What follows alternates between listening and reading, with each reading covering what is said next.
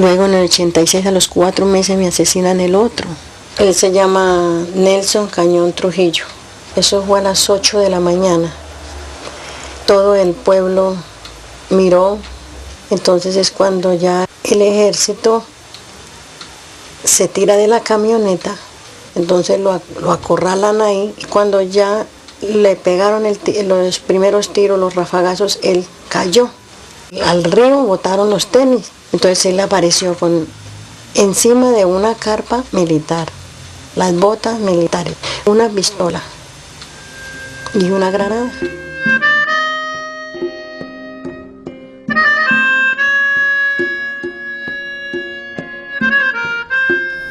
Nosotros definimos el desplazamiento como todo acto violento que ejercen los actores armados, incluido la fuerza pública, cuando ejercen el terror y la violencia para poder desplazar a comunidades enteras o también individuales.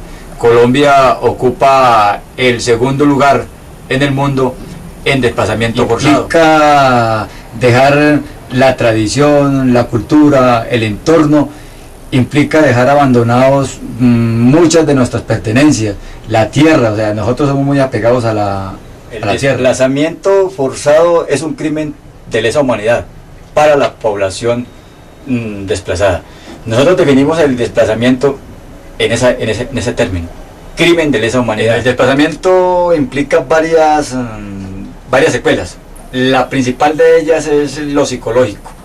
Por eso muchos de los compañeros vienen siendo tratados, dando un tratamiento de atención psicosocial, debido a que muchos de ellos vieron caer a un familiar, bien sea asesinado, bien sea desaparecido o bien sea judicializado. Y eso trae el desvertebramiento del núcleo familiar.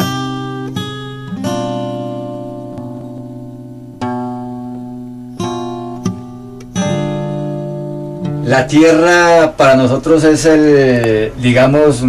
la causa principal que ha dado origen al conflicto armado.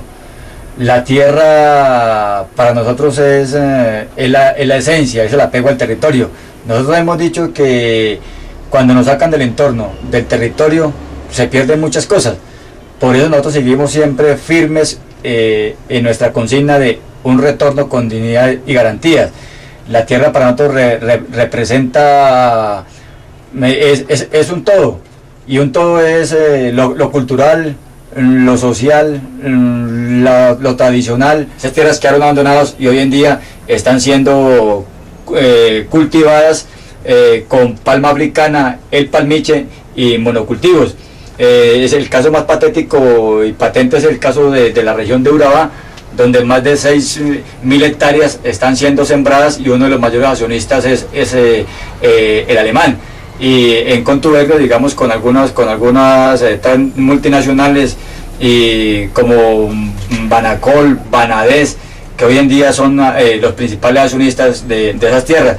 Lo otro es también que se vienen allí esas tierras que antes eran nuestras. Allí había una cantidad, digamos, de recursos energéticos y mineros, y que pueden ser explotados, y que en el momento en que nosotros salimos de allá, pues hoy en día ya se están dando en concesión.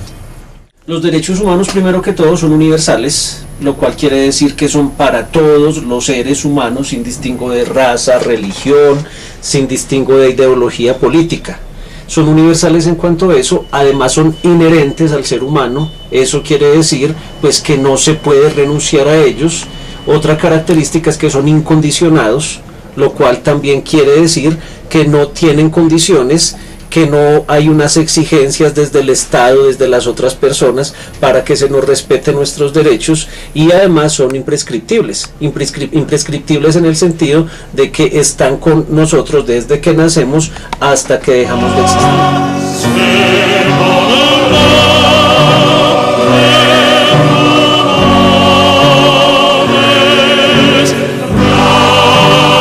Yo le pregunto a los colombianos: ¿cómo generar gobernabilidad? ¿Cómo generar ambientes de tolerancia cuando hay tanto dolor y se ha humillado tanto a un pueblo? Bueno, la diferencia entre el refugio y el desplazamiento interno forzado es que en el desplazamiento interno forzado la persona tiene que desplazarse de su lugar de origen a otros lugares dentro del país sin pasar la frontera. El refugiado es el que pasa la frontera hacia otros países. La situación del refugiado colombiano en el exterior es un poco complicada. Eso también depende de los países hacia donde sale la persona. Normalmente los refugiados que pasan la frontera colombiana a países vecinos quizás tienen un poco más de problema. ¿Por qué? Porque en muchos de los casos los refugiados siguen siendo víctimas de persecución después de pasar la frontera, como ha sucedido en países como Ecuador y aún en Venezuela. Los refugiados que salen, por ejemplo, a Estados Unidos, Canadá o Europa, quizás tienen un poquito más de paz respecto a la persecución de la que han venido siendo víctimas. Sin embargo, de alguna manera sigue siendo para todos difícil en cuanto que si los refugiados salen a países con diferentes lenguas del español, la persona tiene que empezar por reinsertarse aprendiendo nuevas lenguas, aprendiendo nuevas culturas. Es muy difícil para el refugiado reiniciar una nueva vida.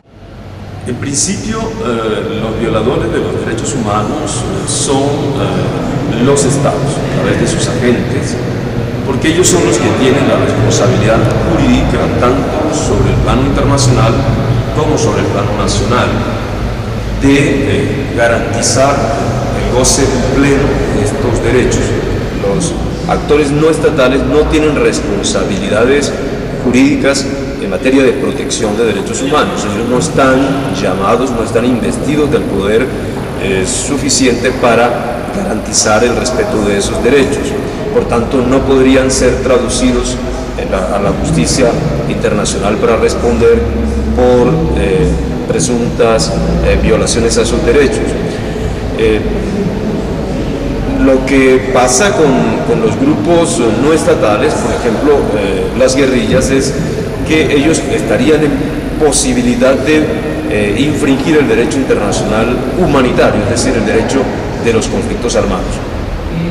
Los humanos tienen una primera clasificación, son los derechos de primera generación, más conocidos como derechos civiles y políticos.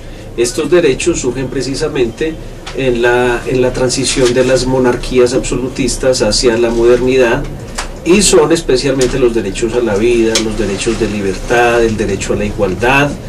También están los derechos de segunda generación, que son los derechos económicos, los famosos derechos económicos, sociales y culturales.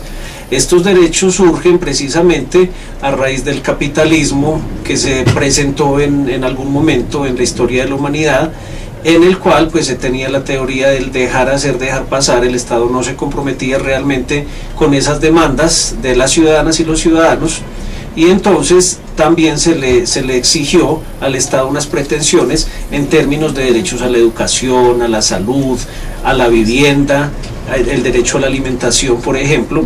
Y finalmente están los derechos colectivos y el ambiente, son unos derechos más recientes, con un desarrollo más reciente, desde los años 80.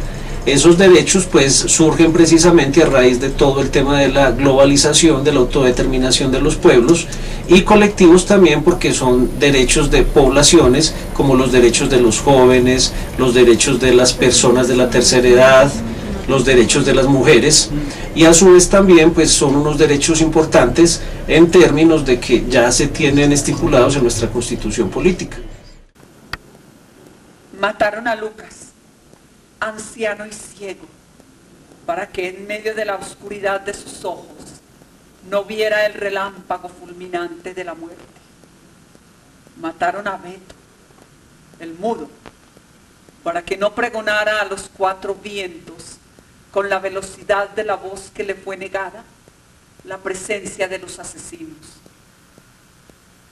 Mataron a Chucho, el sordo, antes de que escuchara el estertor de la masacre cometida en la humanidad de sus vecinos. Y ahora yo, Por más que quiero y trato, su sangre no puedo correr de mis cuerpos. ¿Cómo harán ellos? ¿Cómo harán? ¿Cómo lavan sus culpas? ¿En qué río? ¿En qué río lavan sus culpas los asesinos?